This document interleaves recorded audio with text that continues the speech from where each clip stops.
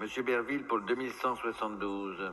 Merci beaucoup, Monsieur le Président, mes chers collègues. Alors, je vais défendre les deux amendements de manière générale, puisque c'est sur le même alinéa. Donc, ces deux amendements présentés visent à compléter, à préciser les critères de performance environnementale qui servent en fait à la modulation des contributions financières des producteurs aux éco-organismes. Alors, dans la logique de ce texte que vous défendez, Madame la Ministre, et que nous défendons tous, il paraît important que les produits reconnus pour leur performance environnementale globale bénéficient d'une modulation qui soit adaptée, qui soit cohérente et surtout qui ne se trouve pas, désolé de ce terme, malucée selon des critères et des caractéristiques autres que la performance environnementale. Donc je vais vous donner un exemple précis des emballages ménagers en bois, type barquette qu'on peut acheter pour avoir ses fruits et ses légumes, se voit actuellement appliquer le tarif le plus cher qui est équivalent au PVC.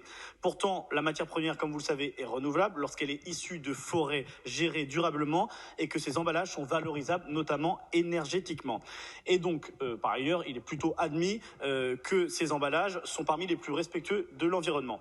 Or, dans la situation actuelle, comme je viens de vous le dire, le gisement ou le volume de déchets fait qu'il est du coup malucé et que pour les écoproducteurs, eh bien, ce n'est pas du tout valable. Et donc, on est dans une situation qu'on peut caractérisé comme ubuesque, puisqu'il est plus intéressant actuellement et plus rentable pour les producteurs d'emballage d'avoir des barquettes fabriquées en carton imitation bois plutôt que d'avoir des emballages en vrai carton issus de forêts gérées écologiquement. Donc, le premier amendement vise à inclure l'empreinte carbone globale sur le cycle de vie du produit parmi les critères de performance environnementale. Et à mon avis, si on parle de performance environnementale, l'empreinte carbone, le bilan carbone apparaît comme un critère pertinent nécessaire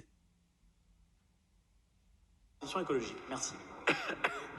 Merci, Madame la rapporteure.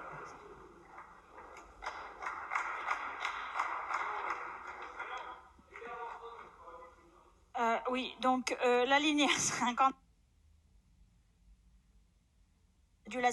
mais une liste minimale. Et si des critères supplémentaires sont spécifiques à certaines filières, ils pourront être ajoutés dans le cahier des charges. Au demeurant, il n'est pas certain que l'écomodulation soit le bon critère pour réduire l'empreinte carbone. Il existe de nombreux autres outils à cette fin, marché des permis d'émission, ICPE, etc. Donc avis défavorable. Madame la Ministre, sur les deux amendements, donc on est d'accord. Alors, Monsieur le député Berville, je vais vous demander de retirer vos amendements. Pourquoi? Mais c'est pas une surprise parce que d'abord, moi je voulais vous remercier d'avoir attiré notre attention sur cette question spécifique des emballages parce qu'effectivement, vous soulignez un certain nombre de paradoxes, mais vous les soulignez pas depuis aujourd'hui, je le sais. Nous en avons parlé à très nombreuses reprises. C'est une des raisons pour lesquelles mon équipe a travaillé, a demandé à Citeo déjà de commencer à avancer pour trouver et prendre en compte la spécificité de certains emballages et notamment, je pense par exemple à tout le travail qui est fait par l'entreprise Samson sur votre territoire. Vous nous avez beaucoup alertés, nous avons déjà mis les choses en œuvre. Aussi, il reste du travail à faire de façon à rendre opérationnelle toute la prise en compte de ces spécificités. Je vous propose de retirer cet amendement et je voulais vous remercier sincèrement d'avoir pris le temps, sans relâche, de souligner combien il était important de prendre en compte ce type d'emballage. Merci. Avis de retrait. Monsieur Berville. Merci beaucoup Madame la rapporteure, merci beaucoup Madame la Ministre pour ces explications et donc je vais retirer cet amendement, mais en profiter pour sincèrement remercier le travail de votre équipe et de vous-même, puisqu'en effet ça partait d'un constat que l'on a fait dans la préparation de cette projet de loi sur la transition, enfin sur l'économie circulaire, et c'est vrai qu'on a travaillé depuis 3 mois pour essayer de trouver une solution et que les contacts se sont multipliés avec les fédérations, avec les différents syndicats de professionnels. Et je sais qu'il y a déjà des rencontres qui sont prévues pour janvier, pour également février, pour avancer sur cette question et faire en sorte que la performance environnementale prenne en compte des critères qui soient peut-être un peu plus pertinents et qui valorisent ceux qui sont déjà dans une phase et une volonté d'être vraiment dans une transition écologique. Donc, merci beaucoup et je le retire. Vous retirez les deux, mon cher collègue. Les deux amendements sont retirés. On est Monsieur Berville pour le 2233. Monsieur le Président, Madame la Ministre, mes chers collègues. Alors, dans la droite ligne des amendements précédents, alors cette fois-ci c'est sur l'alinéa 56, il est proposé avec cet amendement de compléter l'alinéa afin de préciser ce que l'on entend en fait par de manière non discriminatoire, en ajoutant envers les matériaux marginaux en tonnage. Alors d'abord, c'est une très bonne chose, comme ce texte le fait, qu'on indique que les contributions financières versées par les entreprises aux éco-organismes soient modulées en fonction de la performance environnementale des produits, une modulation donc qui prend la forme d'une prime ou pénalité, mais c'est aussi une bonne chose que ces primes ou pénalités soient fixées de manière transparente et non discriminatoire.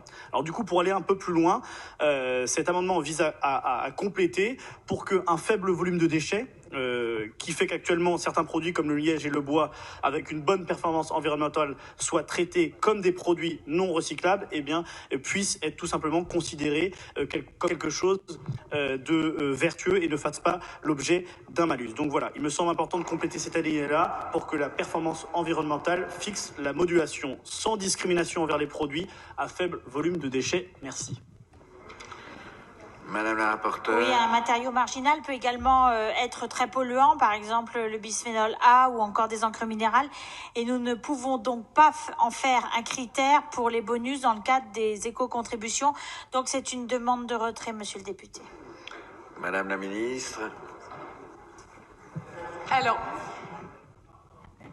Alors écoutez, monsieur le député, si vous me permettez, monsieur le président, oui, moi je suis polie, je remercie les députés quand ils travaillent bien et beaucoup. Ouais. C'est pour ça que je ne désespère pas de vous remercier un jour. En revanche,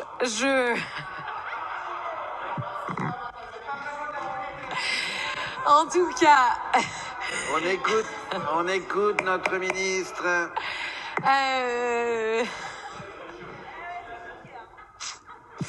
En tout cas, monsieur le député Verville, comme certains voudraient me faire dire dans la salle, dans l'hémicycle, excusez-moi, dans l'hémicycle, merci.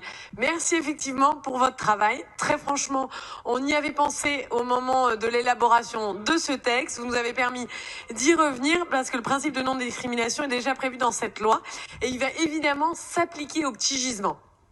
Je comprends votre envie de le confirmer. Je pense que c'est effectivement très important. C'est pour ça qu'on l'a inclus dans la loi. Néanmoins, la façon dont vous avez rédigé l'amendement est, je pense, pas suffisamment cadrée et en tout cas pourrait restreindre la portée juridique de cet alinéa. Donc, totalement d'accord dans l'esprit. Merci pour votre travail et votre contribution. En l'état, l'amendement, je vous propose de le retirer pour des raisons purement de forme. Monsieur Berville. Président, Madame la rapporteure, Madame la Ministre, je le retire donc et je vous suis sur l'argumentation. Je suis un partisan du fait que la loi ne soit pas trop bavarde et vous avez en effet raison puisqu'il est plutôt satisfait de la manière dont la loi est écrite actuellement. Mais en tout cas, ça va permettre d'avoir une discussion, un débat et de continuer à préciser les choses. Merci beaucoup.